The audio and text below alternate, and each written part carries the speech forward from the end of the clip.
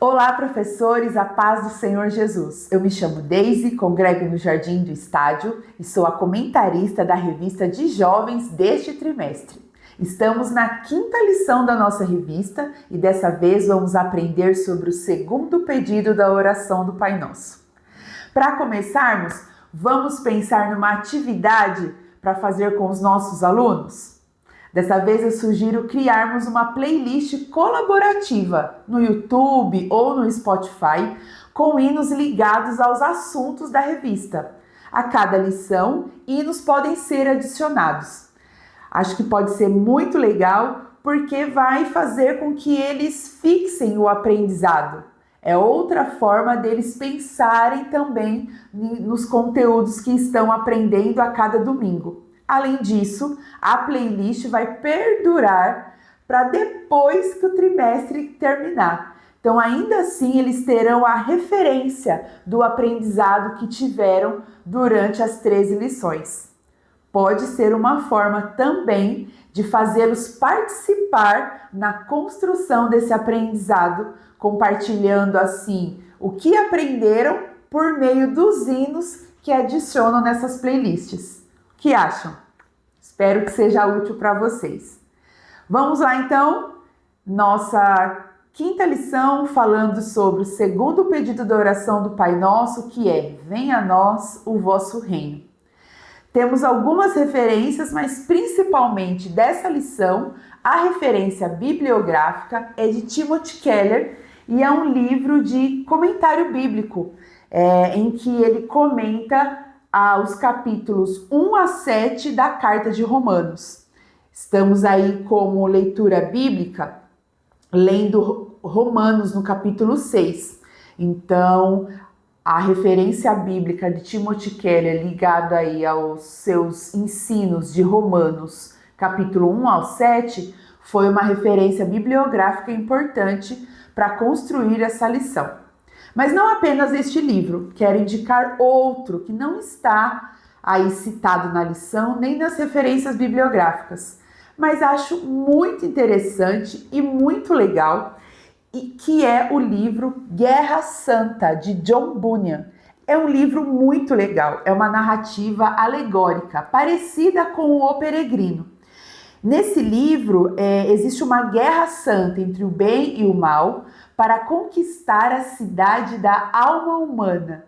E o bem e o mal aqui são, na verdade, o Emanuel, nosso Senhor Jesus, e também o cruel Diabolos, que representa Satanás. E toda a narrativa do livro está em torno dessa guerra para conquistar, para resgatar a alma humana do poder cruel do inimigo. E toda a narrativa conta aí essa conquista do nosso Senhor Jesus, representado aqui como Emanuel. É um livro muito legal, muito interessante, lúdico, alegórico, figurativo. E nessa edição aqui da Publicações Pão Diário, as ilustrações ao longo do livro são lindas, muito bem feitas. Então, acho que é uma dica de leitura muito interessante para jovens e adolescentes que às vezes talvez não iniciaram ainda o hábito de leitura e possam ter aí alguma resistência com livros teológicos, como esses que a gente tem indicado aqui. Por ele ser mais lúdico e ser uma história, uma narrativa, eu acredito que pode ser muito interessante para eles e a compreensão também dos princípios bíblicos seja mais simples. Então, mais uma dica aí, dessa vez uma dica de leitura de John Bunyan, Guerra Santa. Muito legal, recomendo muito. Vamos então à nossa quinta lição. O título é Venha a nós o vosso reino, o segundo pedido da oração do Pai Nosso. E aqui precisamos já ter em mente que reino é um lugar e também uma liderança, um governo, um plano de governo. Precisamos ter isso em mente e também já explicar isso para os nossos alunos, porque com base nisso é que nós vamos entender a proposta de Deus e a instrução de Jesus quando nos ensinou a pedir que o reino dele venha a nós. O reino de Deus é um lugar, mas também e talvez principalmente uma liderança. E logo no início, na introdução da revista, nós precisamos, com os nossos alunos, já suscitar a importância de que, ao nos ensinar, venha a nós o vosso reino, Jesus está nos expondo a um grave problema. Quando pedimos a Deus, Senhor, venha a nós o vosso reino, temos um problema em nós.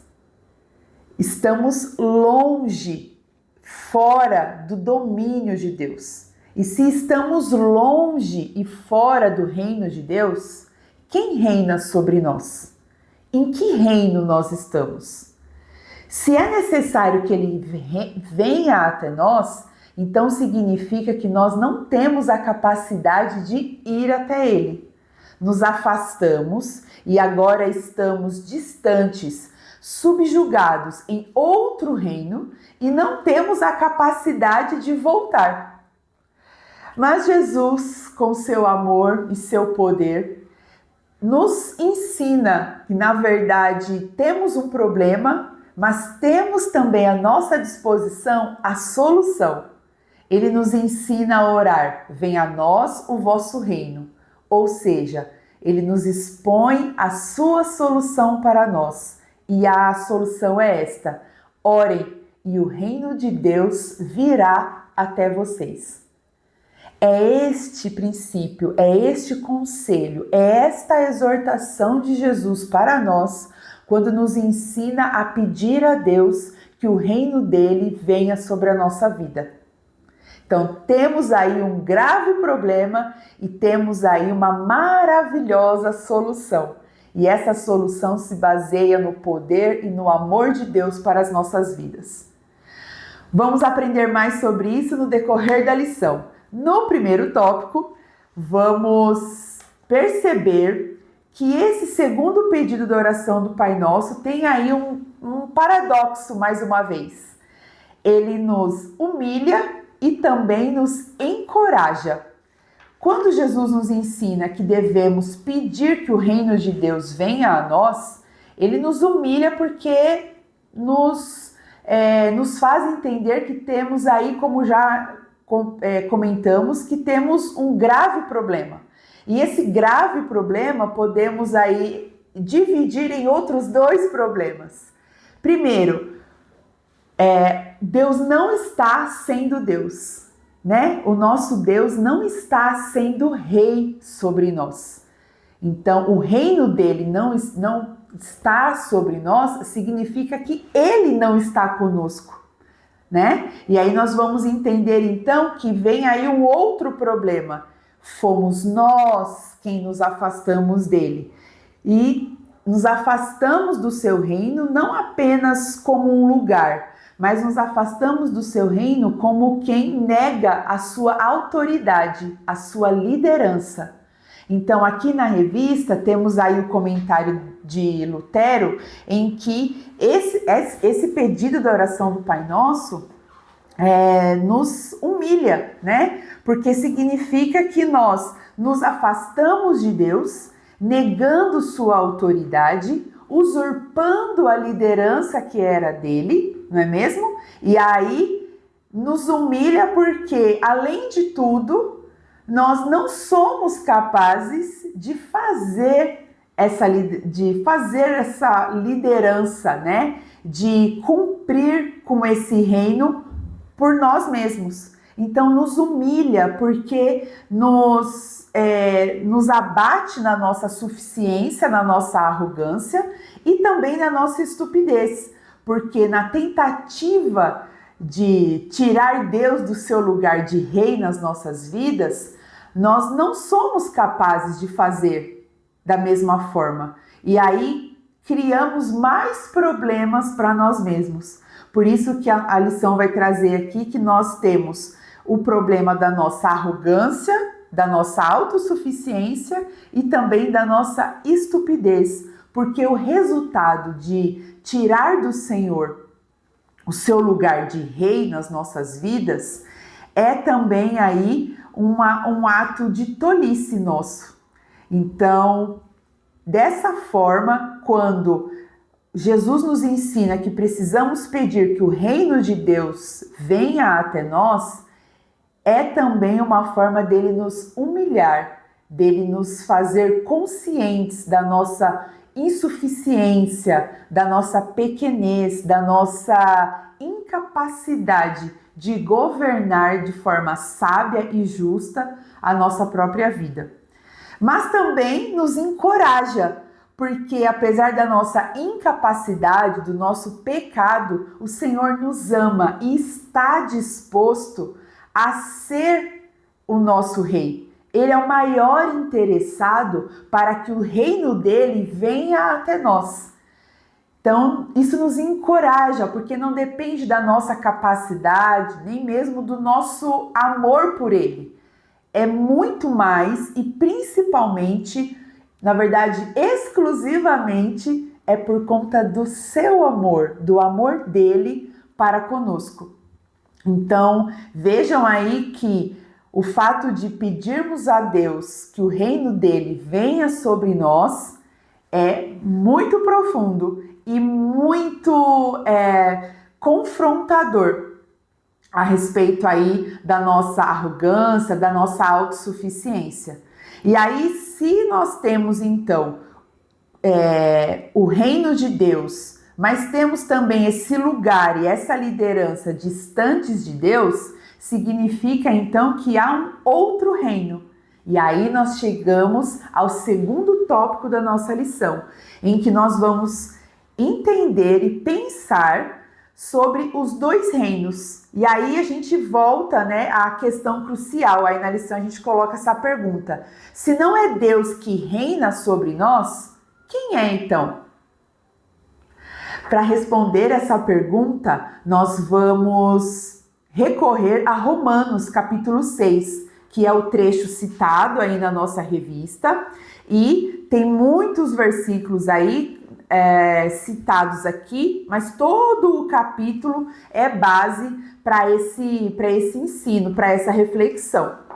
Timothy Keller sistematiza aí os versículos do capítulo 6 de Romanos e nós citamos aqui na lição, porque significa que, como nós já falamos, significa que nós estamos entre dois reinos, E não temos como escapar deles. Ou estamos em um ou em outro. Não tem um meio termo ou um terceiro reino. Se não há o reino de Deus, existe um outro reino. Um deles está tomando, está operando o seu poder e o seu governo sobre nós. E aqui nós temos então, a partir do capítulo 6 de Romanos, esses dois reinos sendo explicados. Ou é o reino do pecado, ou o reino da desobediência, ou o reino do pecado, ou o reino da justiça, ou o reino do pecado, ou o reino de Deus. Então percebam que são dois reinos. Em alguns momentos eles estão denominados de formas diferentes, mas são semelhantes. Então, o pecado que se opõe à obediência, à justiça, ou seja, ou a Deus. Então, existem dois reinos.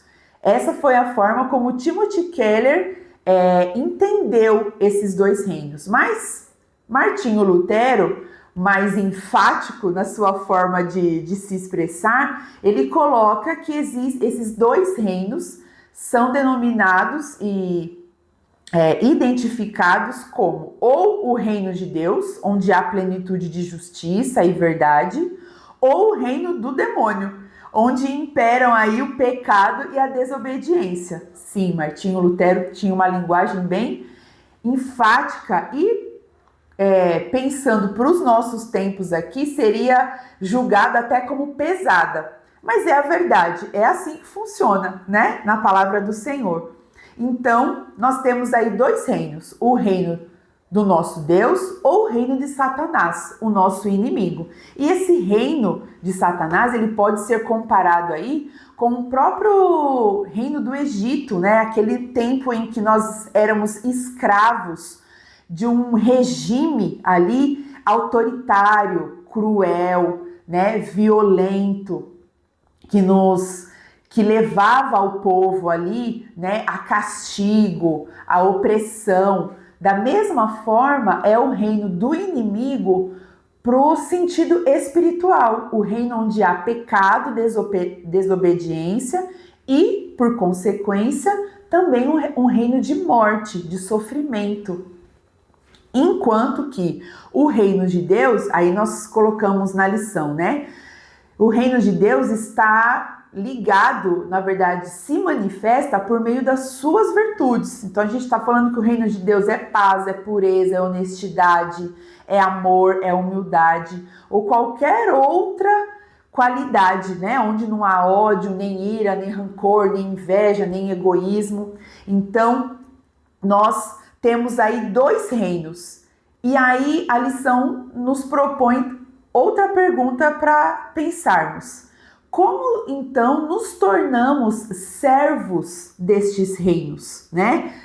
Como nos tornamos servos destes reinos? Aí nós vamos voltar para Romanos capítulo 6 e vamos entender a origem desses reinos e também como eles se desenvolvem, como eles acontecem e crescem nas nossas vidas. Então, a origem, né, desses reinos na nossa vida são diferentes, né? As origens são diferentes.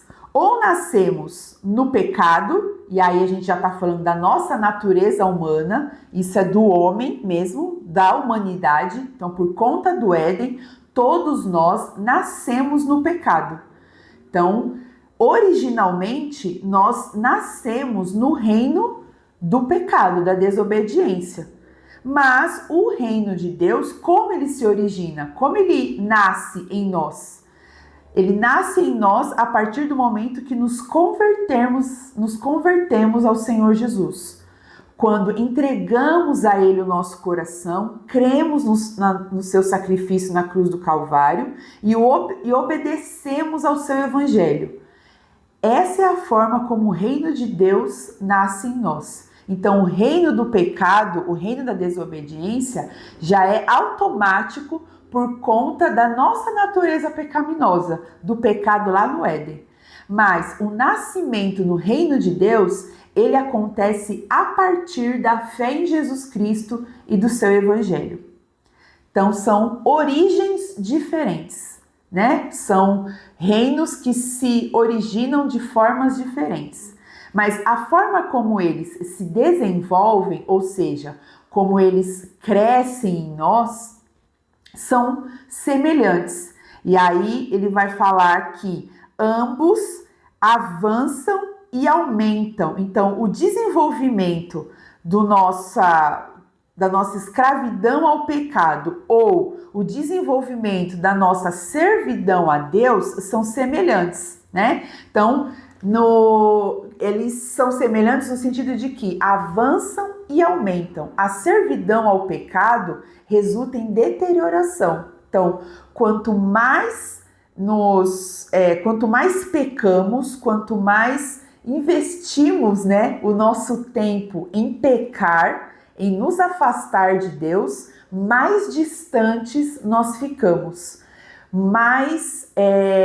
maior fica o reino do pecado sobre as nossas vidas. E aí nós colocamos a tradução da NVT, né? Quanto mais nós pecamos, mais nos afundamos no pecado.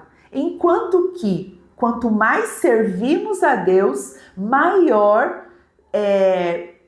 mais progressivo é o processo de santificação. Ou melhor, quanto mais servimos a Deus, mais nos santificamos, né? Quanto mais servimos a Deus, mais cheios do seu Espírito Santo nós ficamos. E quanto mais cheios do Espírito Santo ficamos, mais esvaziados do pecado, mais esvaziados da nossa própria natureza pecaminosa, nós ficamos. Então, o reino de Deus se desenvolve em nós na medida que nos enchemos dele, na medida em que o seu reino vem sobre as nossas vidas. E aí nós vamos então criando um estilo de vida que é livre do pecado e da iniquidade. Amém? Então temos aí dois reinos que se originam de formas diferentes, mas que se desenvolvem de formas semelhantes. E como que esses reinos são identificados? Porque muitas vezes nós confundimos o que é o reino de Deus. E isso a gente vai entender a partir do trecho de Lucas, capítulo 17, que está citado aí no texto-chave. É um diálogo de Jesus com os fariseus, e aí os fariseus questionam Jesus sobre o tempo em que viria o reino de Deus. E Jesus aprofunda a questão para explicar como o reino de Deus viria. Os fariseus estavam preocupados com o tempo, porque eles estavam ali sob o governo romano, vivendo ali numa época muito difícil, né? Da opressão de um outro povo. E eles estavam ali, na verdade, questionando Jesus a respeito de um reino que seria político, social e humano. Mas Jesus aprofunda a questão para falar do como, porque o mais importante é, na verdade, o reino espiritual, o reino de Deus sobre as nossas vidas. Então, a partir desse trecho de Lucas, capítulo 17, nós precisamos entender e compartilhar com os jovens que o reino de Deus, ele não é visível, ele não é físico, ele não é político, não é um reino social. O reino de Deus não é uma ideologia, o reino de Deus é uma revolução, sim, mas é uma revolução no coração humano. É uma revolução espiritual para tirar de nós o pecado, a opressão que nós precisamos tirar de nós, da qual nós precisamos nos livrar, é a opressão do pecado, da desobediência, e não um sistema político. Então é isso que nós precisamos compartilhar com os nossos jovens, porque vivemos numa era de narrativas, ideologias, filosofias, questões políticas que geram debates fervorosos, mas precisamos entender que o reino de Deus não é partidário, não é uma ideologia política ou de qualquer outro tipo. O reino de Deus é o evangelho para transformar os corações. É dentro dos nossos corações e não uma revolução do ambiente externo. E esse reino vem até nós de quais formas, né? Como nós sabemos que o reino de Deus veio, né? Que ele chegou até nós.